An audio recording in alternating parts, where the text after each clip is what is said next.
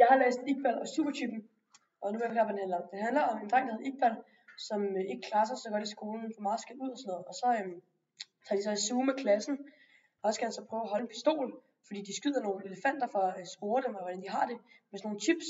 Så han får ligesom så den her pistol, hvor han så kommer til at skyde ind i elefanten. Og det er så ikke så godt, så han skal så ind og hente den her chip, fordi det sidder forkert på elefanten. Så han tager så chippen fra elefanten, og så får han så lov til at få den her chip med hjem. Når han så kommer hjem, så ligger han så på taget, fordi han er i gang med at hænge vasketøj op. Og så står der så lige pludselig et lyn ned i chippen, og så begynder den at blive helt elektrisk, og kan alt muligt forskelligt.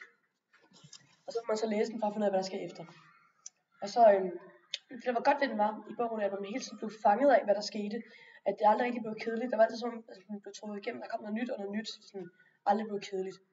Og så noget, der var lidt dårligt, var måske, at jeg ved det faktisk ikke engang, hvad der var dårligt, for jeg føler, at bogen er meget god. Og jeg vil anbefale den til måske folk, som sådan godt kan lide at læse ind i bogen, og sagtens kan læse en lidt længere bog, uden at sådan blive forstyrret. Og så ja, jeg synes, det var en god bog.